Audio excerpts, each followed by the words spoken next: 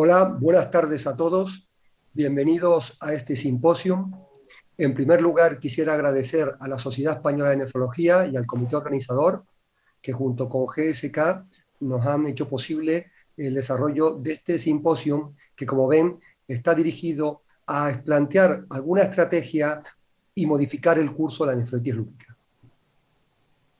Como conflicto de intereses, aquí quedan reseñados de los míos y de los panelistas que me acompañan. Y esta va a ser la agenda que vamos a seguir durante la reunión. Mi nombre es Manuel Macías, soy del Servicio de Nefrología del Hospital de la Candelaria en Tenerife, y para el debate y propuestas desde los expertos contamos con la doctora Gema Fernández del Hospital Fundación de Alcorcón en Madrid, el doctor Néstor Oliva del Hospital Costa del Sol en Marbella, el doctor Jaime Calvo del Servicio de Reumatología del Hospital Universitario de Araba en Vitoria, y el doctor Gerard Espinosa del Servicio de Enfermedades Autoinmunes del Hospital Clínic de Barcelona. Les comento que durante la reunión podrán hacer preguntas a través del chat y los últimos minutos de la misma se podrán contestar.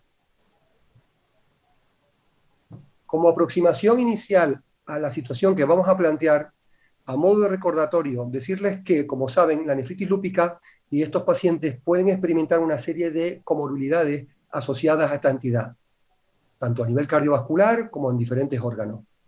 Pero además de estos hechos, junto a estas comorbilidades pueden aparecer efectos adversos relacionados con el tratamiento que van a recibir durante tiempo y durante el proceso de su enfermedad, que pueden afectar también a su calidad de vida.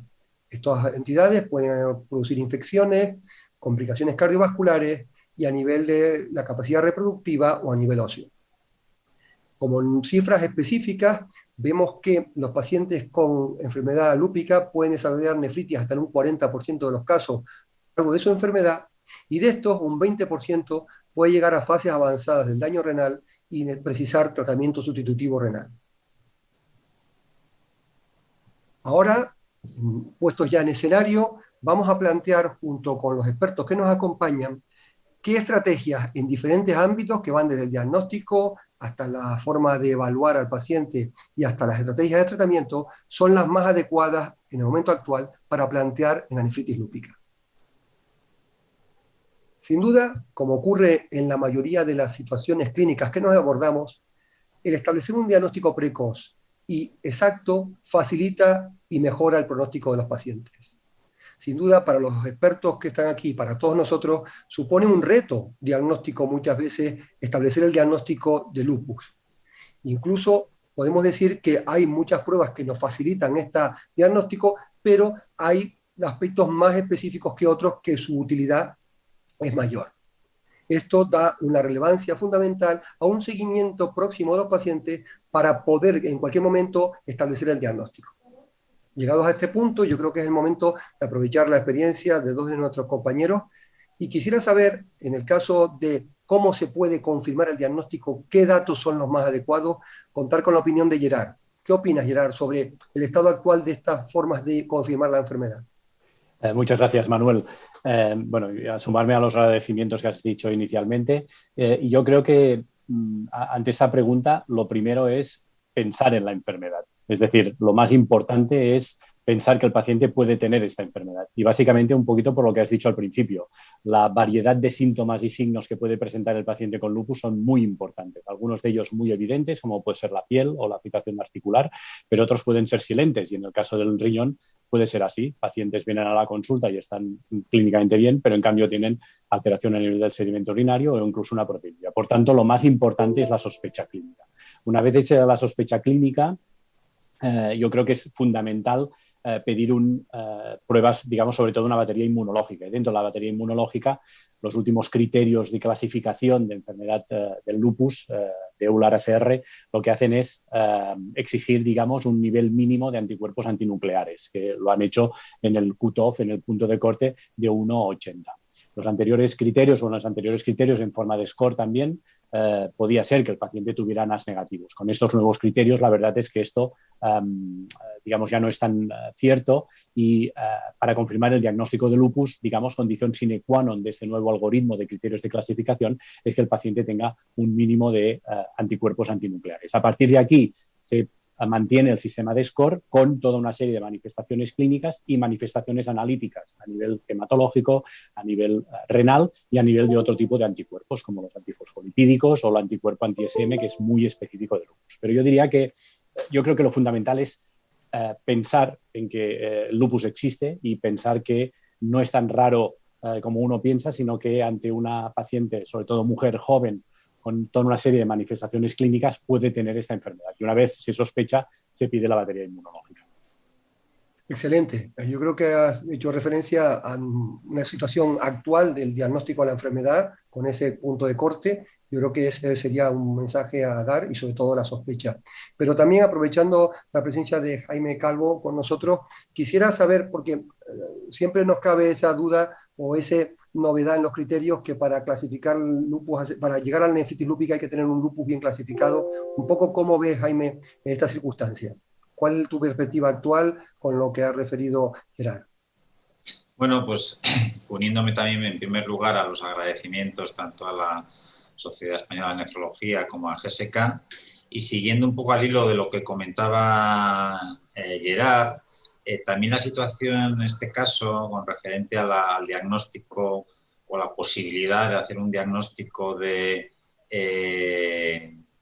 nefritis lúpica sin que el paciente cumpla realmente criterios de clasificación para lupus, la situación también ha cambiado. Hasta hace no demasiado, y si nos ateníamos a los criterios de clasificación de 1987 del ACR, esta situación sí era posible, porque el paciente podía tener un debut con una afectación renal que la biopsia era claramente florida y clasificable como nefritis lúpica sin lugar a dudas, pero sin embargo no reunir los suficientes criterios para hacer la clasificación según la regla y la redundancia de clasificación de esos criterios del ACR. Esa situación ya se modificó o se intentó modificar en una propuesta intermedia antes de estos nuevos criterios con la propuesta de los criterios SLIC, en los cuales cambiaba ya el algoritmo un poquitín de la regla de clasificación para los pacientes de lupus y además introducía, para intentar arreglar esta situación un tanto anómala, la excepción de poder clasificar, aunque no se cumpliera el algoritmo que ellos proponían en general para clasificación de enfermos de lupus, proponían también clasificar como lupus a aquellos pacientes que sin cumplir ese algoritmo totalmente tenían una biopsia típica, la clásica full house que conocemos todos de lupus. Y eso se ha corroborado con los nuevos criterios ya aceptados tanto por EULAR como ACR, que los ha nombrado, como digo, Gerard, y en los cuales, además de la regla general de clasificación, siguiendo una puntuación ponderada de las diferentes manifestaciones clínicas hasta llegar a una puntuación mínima de 10 puntos, aunque no se cumpla esa puntuación, también existe la posibilidad de clasificar como enfermo de lupus en pacientes, como digo, que no lleguen a esa clasificación, pero que sí que tengan una biopsia típica de nefritis lúpica. Entonces, actualmente prácticamente podemos decir que no existiría una posibilidad de no diagnosticar a un paciente con nefritis lúpica o más que no diagnosticarlo, no clasificarlo como lupus según criterios. Podríamos hipotetizar una posible situación de una nefritis lúpica incipiente con una biopsia pues inespecífica de daños mínimos que todavía no cumpliera histológicamente unos criterios clarísimos de lupus y que no ese paciente que en el futuro podría evolucionar a un lupus como tal, en ese momento tampoco cumplía criterios de clasificación usando el actual algoritmo, ¿no? Pero es una situación que prácticamente en la vida real yo creo que casi prácticamente no lo vamos a ver. O sea que yo creo que actualmente, siendo prácticos, tenemos que decir que no es posible que un paciente con una nefritis lúpica bien establecida no cumpla criterios de clasificación para el lupus. Excelente mensaje. Yo creo que has tocado varios puntos interesantes, sobre todo en el aspecto de biopsia, y dado a la presencia aquí de nefrólogos, como no era otra cosa posible, podemos avanzar ahora hablando de lo que es el diagnóstico precoz y preciso en el ámbito de la biopsia. Para todos nosotros es el gol estándar para clasificar la nefritis lúpica y, como has comentado, pues ya como factor diagnóstico de la propia enfermedad. el criterio de la biopsia, ahora lo analizaremos, pero yo creo que la persona que nos comparte el panel hoy, que es la doctora Gemma Fernández, por favor, Gemma, coméntanos un poco qué criterios se establecen actualmente para la biopsia. La proteinuria, por supuesto, es el parámetro a considerar, existe un punto de corte y sobre todo la calidad, ¿no?, de la biopsia. Por favor, Gemma, cuando quieras. Pues yo creo que en esto las guías también están muy de acuerdo. Tanto las guías EULAR como las que próximamente se van a publicar, las guías CADIGO, establecen un valor muy claro de proteinuria para indicar biopsia renal, que es una proteinuria mayor de 0,5 gramos 24 horas o más de 0,5 gramo cuando lo medimos en forma de cociente de ratio creatinina. Sin embargo, no olvidemos que la proteinuria no es el único criterio para indicar una biopsia renal, y deterioros de función renal que no tenemos una causa diferente a su enfermedad lúpica, o la aparición de hematuria de origen glomerular, sobre todo cuando se acompañan de cilindros hemáticos, cualquiera de estos tres elementos de forma individual o algunos de ellos en combinación son indicativos para realizar una biopsia renal.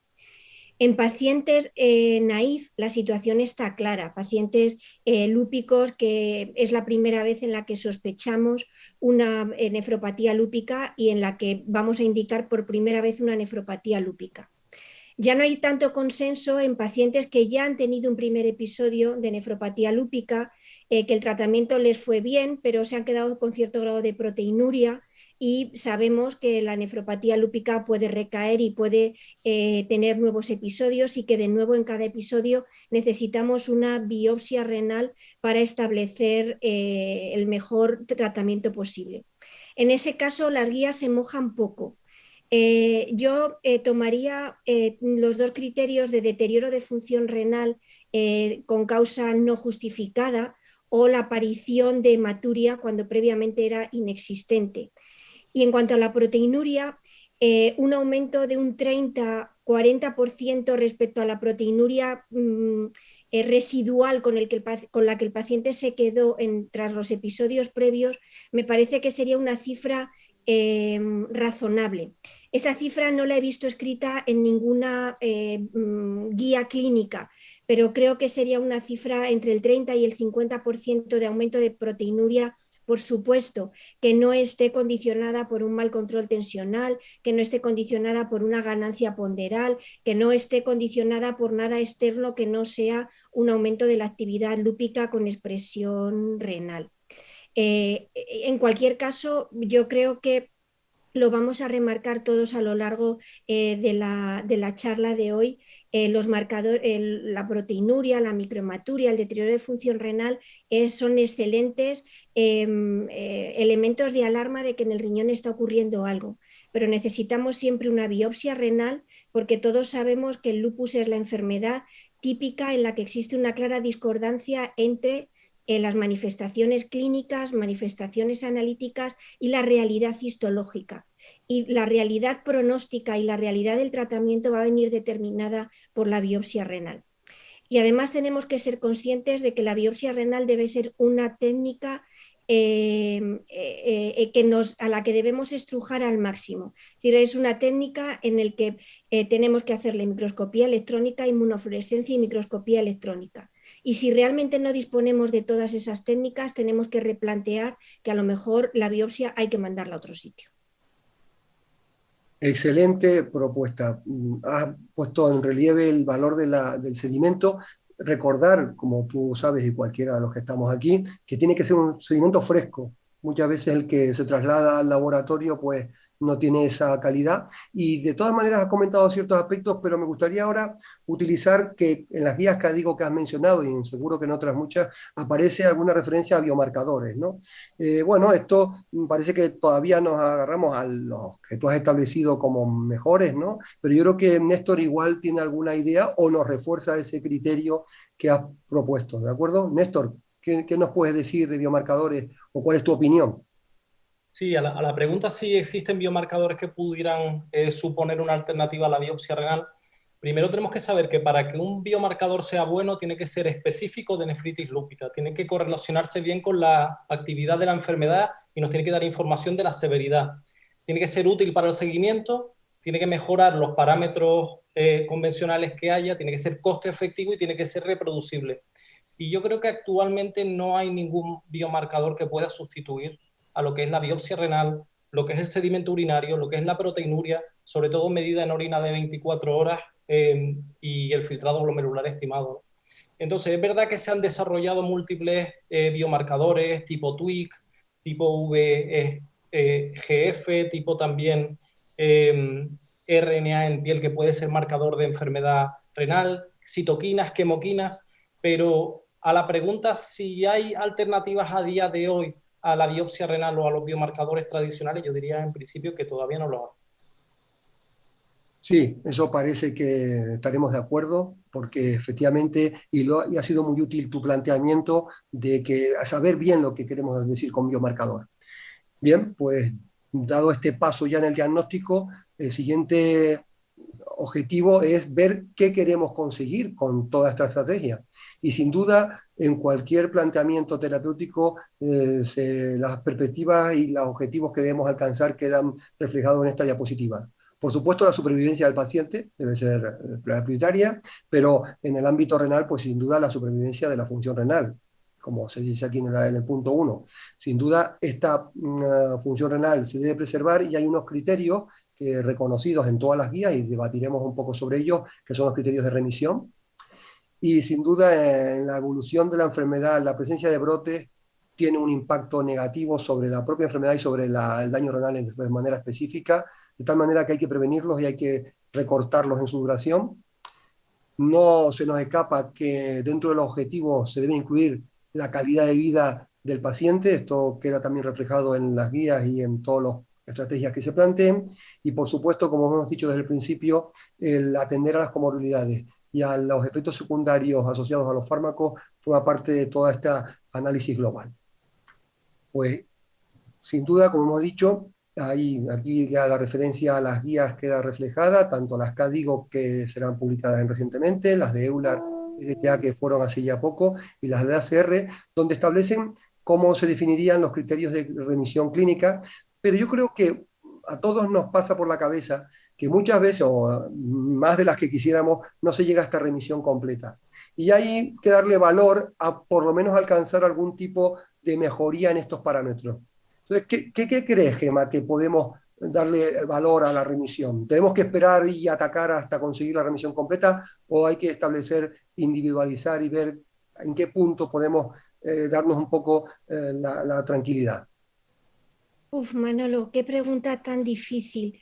Realmente este es uno de los puntos en los que hay menos consenso. De hecho, si echamos un vistazo a los últimos ensayos clínicos y a lo que ellos han considerado ensayos clínicos en pacientes en nefropatía lúpica, en lo que ellos han considerado evento renal, no han considerado ninguna de estas definiciones de remisión completa, han utilizado otras. Y esto no es algo que pase solo en la nefropatía lúpica. Acaba de publicarse un estudio en vasculitis ANCA con el avacopan, en el que tampoco consideran ni si la proteinuria baja es el BVAS. Y quiero decir, redefinir la remisión en las enfermedades proliferativas es tremendamente difícil, porque aquí estamos hablando de remisión clínica. ¿Y qué pasa con la remisión inmunológica? ¿Nos importa o no nos importa? Aquí, por ejemplo, la remisión inmunológica ni siquiera está incluida. Yo creo que has puesto sobre la mesa un punto muy importante, y es que todos aspiramos a la remisión clínica completa, pero a veces hay pacientes en los que la parcial debe ser también un objetivo a tener en cuenta, y que a veces sobretratar a un paciente para conseguir una respuesta más allá de la parcial no nos lleva mucho más allá en cuanto a mejoría renal, y sin embargo no exponerle a efectos secundarios de la inmunosupresión. O sea que, por supuesto que debemos tener en cuenta todas las posibles remisiones y debemos ser realistas con la biopsia del paciente y con la situación del paciente a nuestro objetivo a alcanzar. Aquí vemos tres propuestas de las tres grandes sociedades que han evaluado o que han intentado definir la remisión completa. Yo, la que menos me gusta es la EULAR, porque todas coinciden en que la proteinuria tiene que ser cuanto más baja mejor. En eso estamos todos de acuerdo, es nuestro ideal. Quizá tan baja como 0,2 parece demasiado, entre 0,5 y 0,7 parecería razonable. Que tenga un paciente un filtrado glomerular casi normal. Esto también sería un buen deseo, pero después del primer brote, cuando tenga el segundo brote, que ya seguro que tiene cierta pérdida de filtrado glomerular, conseguir una remisión completa, según esta definición Euler, sería prácticamente difícil. Por tanto, en cuanto al filtrado glomerular, que creo que es un elemento a tener en cuenta, me gusta más la definición de la ACR o de la CADIGO, que es estabilización de la función renal o mejoría de al menos un 25%. Y aunque esto pueda ser debatido, un sedimento urinario inactivo sin hematuria a mí es algo que me gusta mucho, porque ya sabemos todos que la hematuria, tú lo has dicho antes, necesita medirse en fresco. La utilización de estos métodos de medida por automatizada, que cada vez se están imponiendo más en los laboratorios, hace que la hematuria se vea cada vez peor y se interprete peor. En las pacientes lúpicas, que son pacientes menstruantes, muchas veces no sabemos si ese hematíe viene de un sitio o viene de otro. Pero realmente un riñón que no tiene hematuria es un riñón en el que podemos estar seguros que no tiene grado de actividad, y aunque mantenga cierto grado de proteinuria, probablemente esa proteinuria sea residual y no está indicando actividad. Por tanto, de nuevo, los tres elementos, proteinuria, función renal y hematuria, importantes para la remisión con los condicionantes que he dicho. Sí, de acuerdo totalmente en el papel que juega cada uno de esos parámetros. Pero avanzando en lo que decíamos de objetivos a plantear, nos encontramos con el impacto que tienen los brotes, ¿no? En este diagrama vemos cómo en este análisis realizan una evaluación de la supervivencia renal en pacientes que hayan o no desarrollado durante el curso de su enfermedad, vean que hasta 20 años de seguimiento, y se ven en columnas en azul claro aquellos pacientes con al menos un brote durante esta enfermedad. Y fíjense cómo estos tienen peor supervivencia renal respecto a los que nunca tuvieron un brote. Y esto llega a ser hasta un 45% de los pacientes tratados han desarrollado, empeora su función renal al tener un brote durante la evolución de la misma.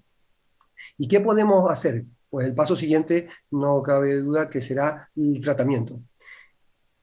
Y en este sentido, pues estamos en un momento interesante del lupus y de su tratamiento, en concreto de la nefritis lúpica y de la enfermedad lupus en general, porque han salido recientemente 2 ensayos clínicos muy interesantes con nuevas moléculas, como es el belimumab y el estudio BLISS. Ha salido también el estudio Aurora como corporina. Hace ya en fase 2 salió el Nobility como vinituzumab, y después una serie de fármacos que actúan en combinación, en este caso belimumab con rituximab, bloqueadores de interferón, bloqueadores de anti-CD40, que tienen pues un impacto posiblemente y un beneficio sobre estas áreas todavía un poco complejas como es los brotes y los efectos secundarios. Yo creo que la mejor manera de plantear estas circunstancias es buscar algún modelo clásico que nos encontramos en la práctica asistencial. Yo quería, pues, a partir de esta visión de fármacos y sustancias y vías de actuación complementarias y diferentes a las hasta ahora establecidas en las guías, creo que podíamos buscar unos escenarios que nos hagan pensar en estas moléculas y en el perfil adecuado de pacientes. En este caso, pues tendríamos un primer escenario donde sería un paciente diagnosticado de lupus durante años y que ha sido tratado de forma mantenida con hidroxicloroquina y glucocorticoides, y que en un momento dado pues, presenta datos, como ya han comentado los panelistas, de daño renal, ya sea por alteraciones del sedimento, ya sea por esa proteinuria, o ya sea por un aumento de las cifras de creatinina. Y este paciente, que venía de una historia de daño hematológico de hemograma severo y de un daño pues, de su huesos debido a la osteoporosis, pues nos podemos encontrar que ahora toca el momento de valorar el riñón, ¿no? Y en este punto, pues, preguntarle a nuestro compañero, el doctor Jaime, reumatólogo, a partir de qué parámetros en el seguimiento de este paciente, que posiblemente pues, este escenario que hemos planteado sea seguido por cualquiera de los reumatólogos que pudieran estar aquí, ¿Qué le hace plantear la idea de contactar con el nefrólogo? ¿Cómo es la fórmula de práctica asistencial en este caso? Bueno, evidentemente esto puede tener ciertas variaciones en función del medio donde te muevas, y yo lógicamente tengo que hablar de mi libro, como les suele decir, ¿no? Entonces, en nuestro caso, realmente no tenemos un umbral para ponernos en contacto, porque la asistencia al paciente lúpico con afectación renal lo tenemos totalmente integrado, y además de una forma biunívoca. O sea, me explico. En el caso que se plantea en este escenario, que es un paciente en principio de lupus no nefrítico y que en un momento determinado desarrolla nefritis lúpica y que por tanto estaba siendo seguido en nuestro servicio, no tenemos, ya digo, un punto de corte, sino que en cuanto se ve que hay un cierto grado o una sospecha de afectación renal, nos ponemos en contacto con la persona, en este caso el doctor García Uriarte, con el que seguimos estos pacientes en conjunto, y pasa a la consulta conjunta nefroreumatología, y ya se le sigue al paciente, ya digo, de una forma integrada en esa consulta. Y por la otra parte pasa un poco lo mismo, es decir, pacientes que debutan con una afectación renal pura inicialmente y que pueden ir o bien a la consulta o bien a la planta de nefrología si se constata el diagnóstico de lupus, que antes hemos hablado que ya se puede constatar perfectamente, aunque solo haya una afectación renal. Se nos cursa aviso también para hacer digamos, seguimiento integrado, ya para en el caso de que aparezcan manifestaciones extrarrenales o lo que sea, ¿no? Entonces, en ese caso nosotros no tenemos un parámetro a partir del cual nos ponemos en contacto, sino que, ya digo, hacemos una consulta y seguimiento integrado. Sí, esa era la impresión que tenemos, ¿no? Pero bueno, como sabes, no en todos sitios, y tú has dicho bien, cada uno tiene su libro, pero que sí es verdad que es una necesidad cada vez más extendida, compartir la información y bueno, acceder de forma específica a los pacientes en conjunto, ¿no? Y llegado a este punto, desde la visión del nefrólogo, Néstor, ¿qué objetivos plantearía a este paciente que ya lleva un largo recorrido con su lupus, tiene esa osteoporosis ahí que puede llegar a otras complicaciones, como saben, óseas por los corticoides? ¿Y cuál sería tu planteamiento en base a los tratamientos actuales o de los clásicos, ¿no? No quiero un poco nada más que ver tu opinión sobre este tema. Bueno, Manolo, este escenario hay que decir que es muy complejo porque es muy general, ¿no? Y lo que nos daría el tratamiento óptimo de este paciente va a ser las peculiaridades de la biopsia renal, es decir, que cuando tengamos unos criterios que hemos revisado antes de nefritis lúpica, una cantidad de proteinuria, una actividad del sedimento urinario o un descenso del filtrado glomerular por alguna causa no justificable y que pensemos que está relacionada con el lupus, pues hay que biopsiar. Y la biopsia es la que nos va a marcar, pues, el perfil de tratamiento que nosotros creemos más óptimo desde el punto de vista de expertos, ¿no? El objetivo siempre va a ser, pues, reducir proteinuria, reducir actividad del lupus, evitar la cronicidad al final a nivel renal o el grado de afectación renal, todo lo que podamos con inmunosupresión, ¿no? Yo creo que una base en todas las clases de nefritis lúpica sería IECA-ARA2 y utilizar hidroxicloroquina.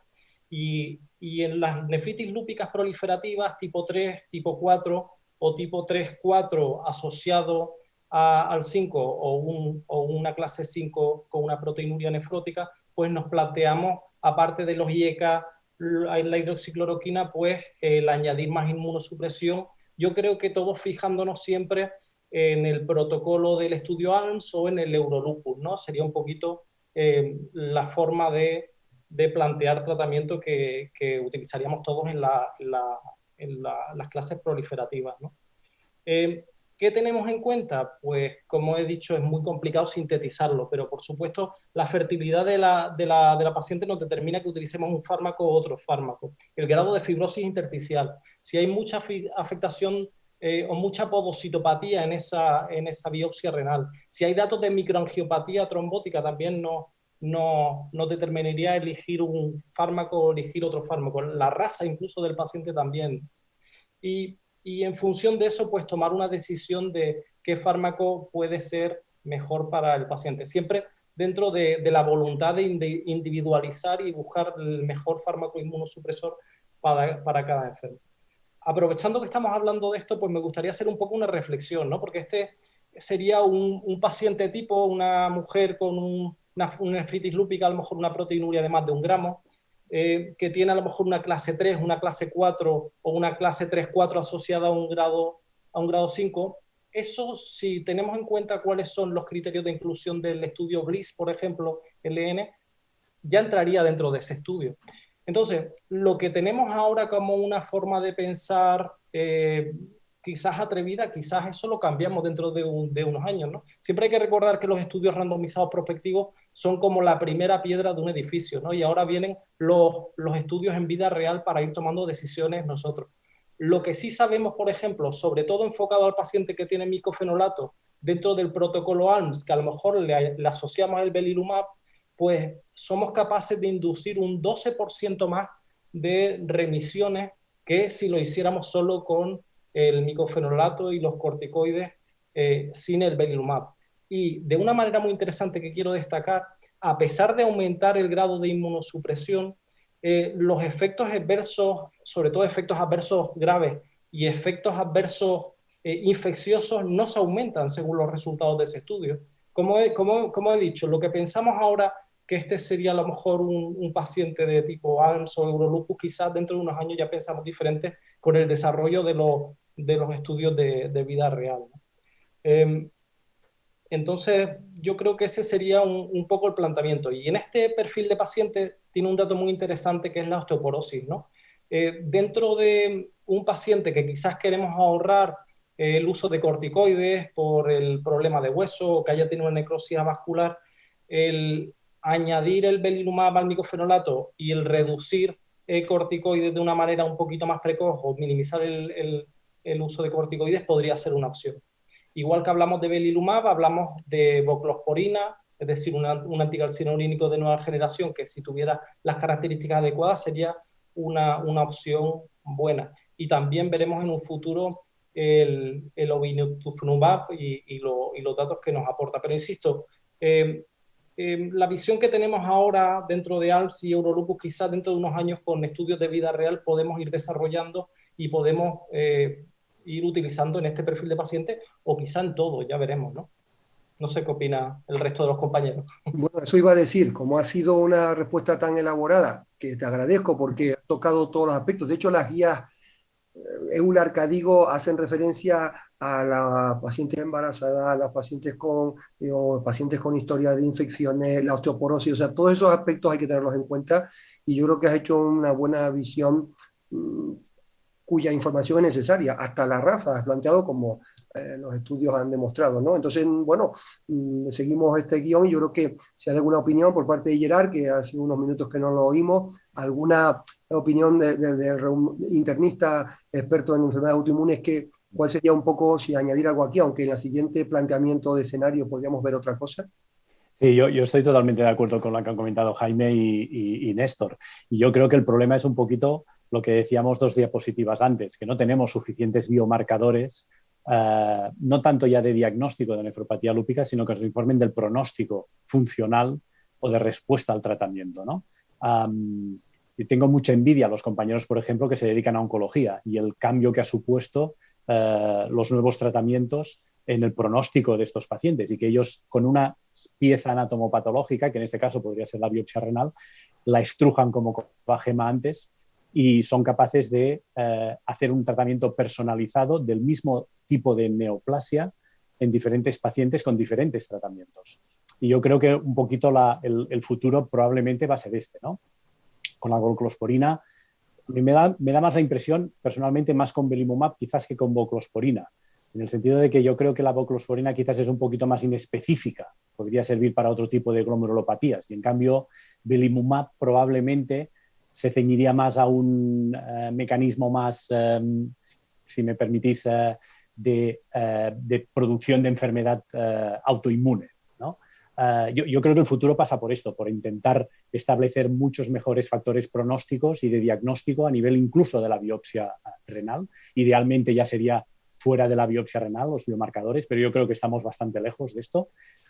Y estrujando, digamos, la biopsia renal, intentar establecer como en un mismo paciente, en una misma mujer con nefropatía lúpica clase 4, una paciente la vamos a tratar de una manera y a otra paciente la vamos a tratar de otra.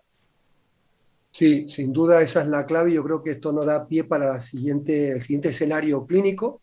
En este caso, un paciente que ya debuta con la nefritis lúpica y a lo largo de su evolución, como suele ocurrir, pues empieza a desarrollar otras complicaciones renales. Esta paciente se mantenía en tratamiento con micofenolato y esteroides. La enfermedad renal pues tiene esos riesgos de recidiva y de brote y en un momento dado pues su patrón inmunológico se activa, baja el complemento y empieza con clínica articular y mucocutánea. Entonces, desde el punto de vista del nefrólogo que está siguiendo a este paciente y de repente aparecen estos datos extrarrenales, ¿cuál sería, Gema, un poco la aproximación en tu centro? Que me imagino que como el de Jaime pues tienen esa estrategia ya planteada. A mí esta paciente me llama un poco la atención porque, bueno, está en mantenimiento con micofenolato y glucocorticoides. En cualquier caso, bueno, como ha dicho previamente el doctor Calvo, cada uno tenemos nuestro libro, pero yo creo que es inadmisible pensar que estas enfermedades tan complejas y tan multidisciplinares son vistas por un único especialista. Yo, desde luego, seguro que esta paciente ya era conocida por los reumatólogos de mi hospital, segurísimo, y si realmente la paciente cuenta manifestaciones extrarrenales, yo me pondría en contacto con los reumatólogos o probablemente en el mismo tiempo nos daríamos cuenta o nos contaría que tiene estas manifestaciones y variaríamos el tratamiento. Los reumatólogos siempre me recuerdan que el micofenolato controla bastante mal. Aquí tenemos a Gerard o a Jaime que nos lo dicen, controlan bastante mal las manifestaciones extrarrenales. Hasta hace un tiempo probablemente la única alternativa para esta paciente hubiera sido subir los corticoides, pero yo creo que ahora hay herramientas biológicas, ¿no? Estamos hablando del belimumab, que probablemente ayuden a controlar estas manifestaciones extrarrenales sin necesidad de subir mucho más los corticoides, que ya tiene una dosis generosa para estar en fase de mantenimiento. Eso es mi opinión, pero bueno, probablemente tanto Gerard como Jaime me puedan matizar. Sí, totalmente de acuerdo en esos matices que has comentado. Y ahora, Gerard, bueno, pues esto tú has dado ya un poco el pie en el comentario anterior para ver un poco la estrategia de tratamiento aquí y los objetivos.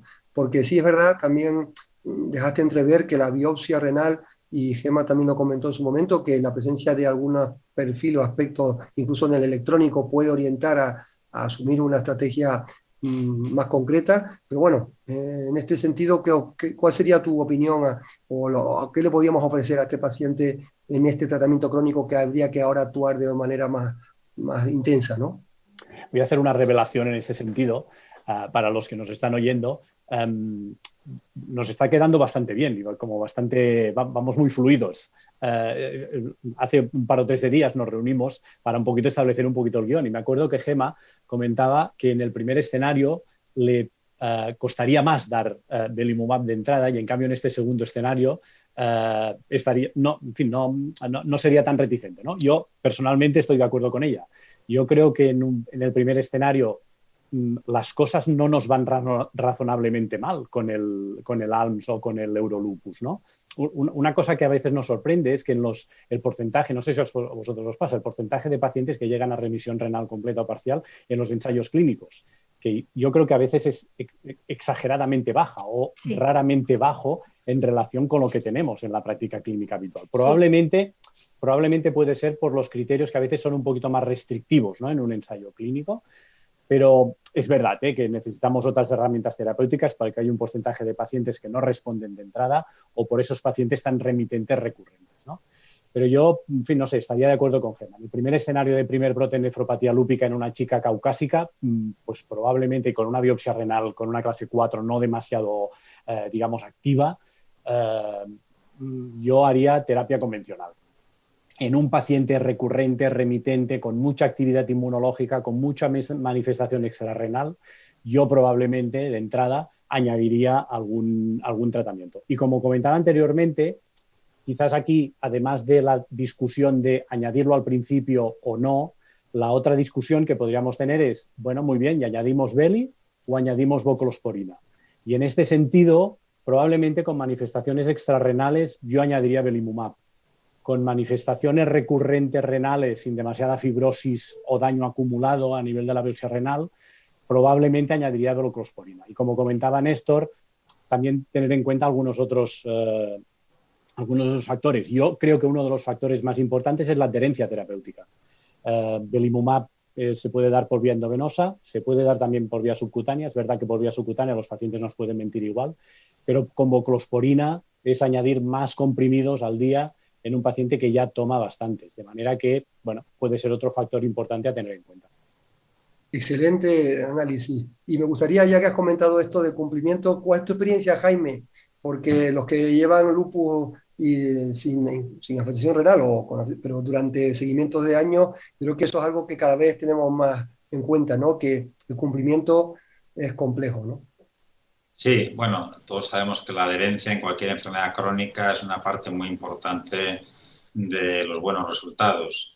En cuanto a la experiencia personal, realmente yo creo que es una experiencia compartida por todos nosotros, que en general lo que es la adherencia al tratamiento crónico, una vez que el paciente está estable, sobre todo en lo que se refiere al tratamiento basal con hidroxicloroquina, la adherencia es bastante mejorable y que muchas veces además no te enteras de que hay falta de adherencia, ¿no?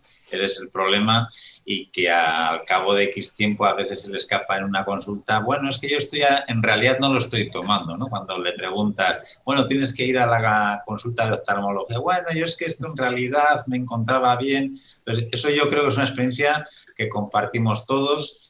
Y realmente pues tienes que volver a explicar que se trata de una medicación que mantiene el lupus en su sitio, que tiene muchos efectos positivos, y luego, bueno, el que le convenzas o no es otra cosa. Yo creo que hay menos dificultades, también las hay, en situaciones, vamos a decir, más agudas, entre comillas, ¿no? Ante la presencia de, pues, una anemia hemolítica autoinmune, una nefritis lúpica, una complicación. El paciente, en primer lugar, nota, por así decirlo, la seriedad de la situación, y por lo menos de inicio en las terapias de inducción se mantiene. Sí es cierto que nosotros hemos tenido luego, bueno, nosotros y cualquiera, ¿no? Pues problemas de adherencia con la inmunosupresión, ya de forma crónica. Y en cuanto al tema de los biológicos, únicamente por referir una experiencia personal, aunque no directamente derivada en el lupus, pero sí que nosotros participamos en un estudio a nivel nacional sobre la adherencia de los biológicos subcutáneos, en este caso referidos en la artritis reumatoide, que no había muchos datos, y ya se publicaron los resultados hace un par de años, y nosotros teníamos, bueno, ya digo, fue un estudio a nivel nacional, y se tuvieron bastantes buenos resultados de adherencia con solamente un 15% de fallo, ya digo, en terapia biológica subcutánea.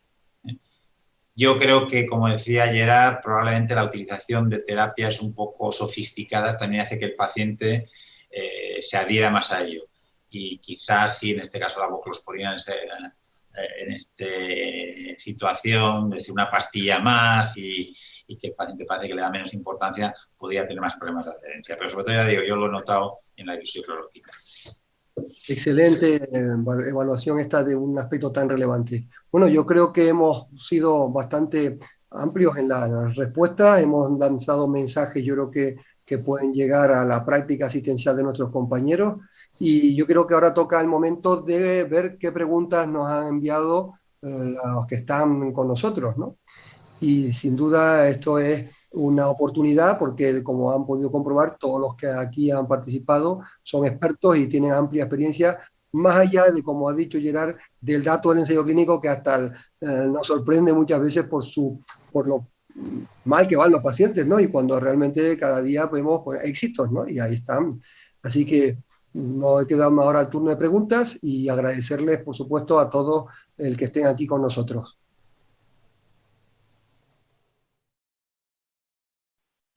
Pues muy bien, buenas tardes de nuevo. Sin duda agradecer, y la verdad que ha sido una sesión con un modelo, como ya han visto, diferente, que interactúa, que hay preguntas, pero creo que además esto ha dado pie a que los que nos atienden a la hora que es un domingo, que sin duda es complejo, pero ha permitido que hayan ciertas preguntas que podamos plantear a los ponentes. Intentaré ver aquellas que se dirigen a alguien en particular, pero veo que casi todas pueden ser comentadas por cualquiera de vosotros. La primera, y es una que surge siempre en estos temas, es el tema de la rebiopsia, ¿no? La rebiopsia se ha planteado una propuesta por algunos compañeros, y yo me gustaría que Gemma y Néstor, bueno, pues de forma muy breve, tenemos unos minutos, pues dijeran, bueno, qué utilidad le ven, si estaría justificado y cuándo, ¿no? Casi ese sería el comentario que nos hacen. Néstor, si quieres empezar tú. Vale. Bueno, el tema de la rebiopsia es un tema muy interesante en la nefritis lúpica porque, como bien había comentado Gemma en la presentación, hay cierta discordancia entre la actividad histológica y por ejemplo, la actividad clínica o la relación proteínas-creatinina que vemos, ¿no? Hay estudios que dicen que, por ejemplo, entre un 20 y un 30% de los pacientes que se rebiopsian, pues resulta que a pesar de no tener excesiva proteinuria, tienen una actividad histológica importante que puede marcar, por ejemplo, el que se generen brotes en un futuro, ¿no? Es decir, incluso un pasito más, se plantea que esto todo ha salido a través, por supuesto, de estudios que se han hecho inmunosupresión, sobre todo para suspender inmunosupresión, quizás la biopsia y el que no haya actividad histológica puede reafirmar más esa decisión de suspender la inmunosupresión. Aún así, también hay que verlo en el contexto de que estamos hablando de una prueba invasiva, ¿no? Que nos da una información tremenda, pero que, bueno, que hay que poner también eso en valor. Si quieres, Gemma, no sé si ibas tú en la misma línea. Sí, en la misma línea, Néstor. Ayer el doctor Sabaca nos presentó datos del Registro Español de Patología Glomerular, en concreto analizó la nefropatía lúpica y en esa comunicación ella nos dijo que el número de biopsias por nefropatía lúpica va disminuyendo en el tiempo, sin embargo, el número de segundas biopsias está aumentando. Yo creo que hay dos actitudes ante este problema, que son lo que ha dicho Néstor, las biopsias de protocolo. Quizá hay quien pueda pensar que eso es demasiado agresivo, pero desde luego yo creo que deberíamos hacer una segunda o sucesiva biopsia renal en una situación segura, que es cuando hay un nuevo brote lúpico. Yo creo que ahí, para plantear un nuevo tratamiento, hay que hacer una nueva biopsia renal. Y una segunda opción es para, como ha dicho Néstor, retirar o modificar el tratamiento inmunosupresor. Yo apuntalaría un poco más, diría que quizá para retirar, para evitar las recaídas. Excelente de Ana Malvari y Robin, en el que antes de quitar la inmunosupresión hacen una biopsia renal y ven que cuando, a pesar de que clínicamente no hay datos clínicos de actividad, si en la biopsia renal hay datos histológicos de actividad, si retiran la medicación inmunosupresora el paciente termina recayendo. Y cuando ellos hacen un protocolo en el que no retiran la medicación inmunosupresora hasta que realmente histológicamente no hay datos de actividad, consiguen unos datos de recaída, un porcentaje de recaída realmente muy bajos. Por tanto, yo no sé si vamos hacia la biopsia de protocolo, me cuesta un poco, pero desde luego sí en dos situaciones. Una recaída y cuando haya un cambio y sobre todo retirada de tratamiento inmunosupresor, al menos la plantearía. Excelentes propuestas y mensajes muy claros. Ahora hay preguntas respecto al tratamiento y pasamos a Gerard y Jaime, cualquiera de los dos o los dos, como han hecho los nefrólogos. La propuesta de Vanessa, que nos dice que si existe alguna herramienta o algún parámetro que permita establecer qué paciente se podría beneficiar de iniciar precozmente fármacos moduladores de la enfermedad como belimumab. A partir del primer brote, por ejemplo, que sean pacientes con riesgo de nuevos brotes. ¿Qué pensáis? También hay una pregunta de este estilo, como ¿qué esperáis de estos fármacos? ¿No? ¿Cuál sería el perfil ideal de estos fármacos? Gerard y Jaime, cuando quieran. Empiezo yo, Jaime, si te parece.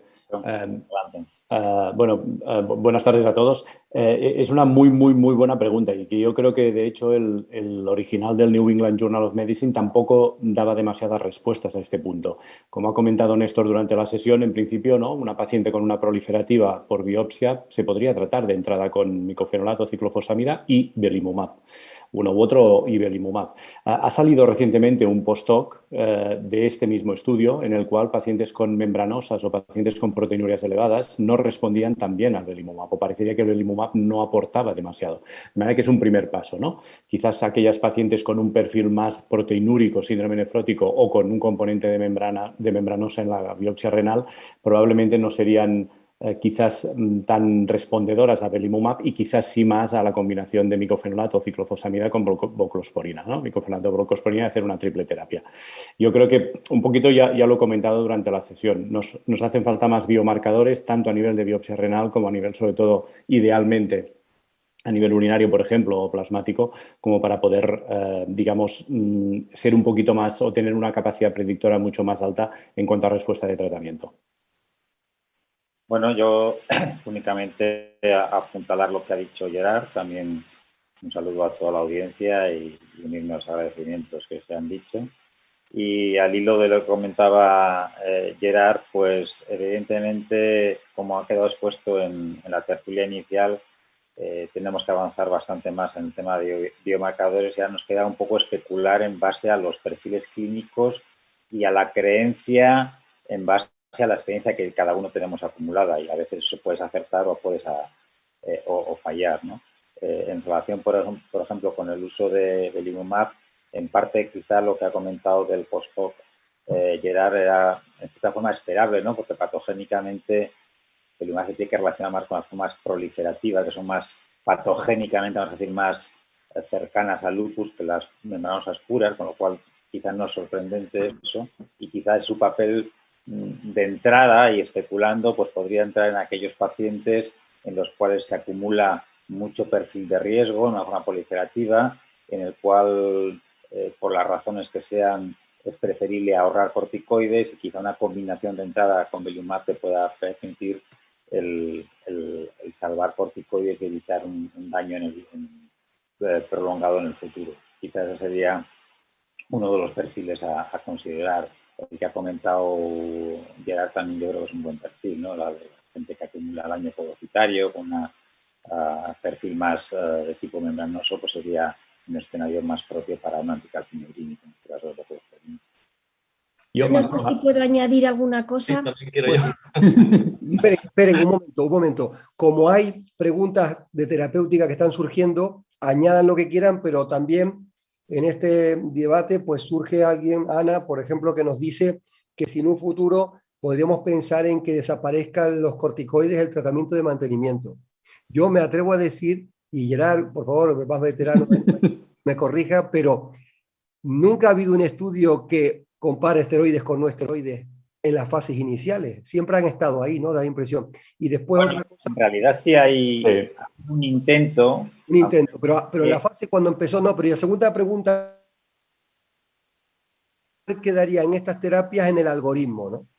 Si habría un puesto, ¿no? O sea que primero acá vea Gema y Néstor los comentarios, después los esteroides, si podemos esperar un futuro próximo en ese sentido, y después finalmente el algoritmo, ¿no? Pues venga, Gema y Néstor. Gema primero, por favor.